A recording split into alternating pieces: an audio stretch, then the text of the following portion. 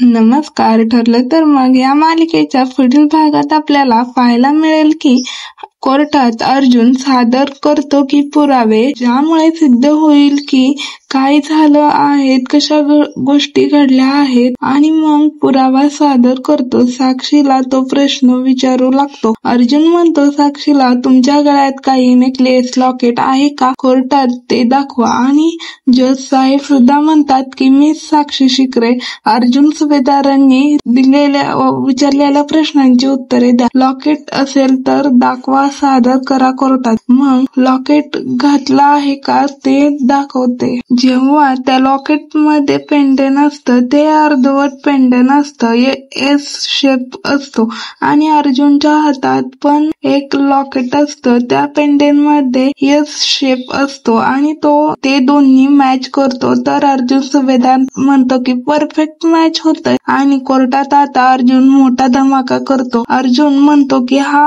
अर्धवट पेंडेंट मला आश्रमात सापडला, म्हणजे साक्षीची आई. त्याचबरोबर साक्षीची आई कालिंदी महाडिक यांनी चांदेकर ज्वेलर्स कोल्हापूर येथून ते खरेदी केलं आहे. त्याचप्रमाणे असे बरेच पुरावे या एन्व्हलप मध्ये आहे. आणि आता काय होणार या पेंडेंटच्या बाबतीत? इकडे दामिनी काय म्हणणं असणार तिचं? का नेहमीप्रमाणे ती अर्जुनला वर प्रश्नच करणार, मुद्दामच करतोय असं करणार? काय होणार याबाबत आपल्याला पुढील भागात कळेलच. असेच मालिकेचे नवीन एपिसोड पाहण्यासाठी चॅनेलला सबस्क्राईब करा आणि लाईक करा.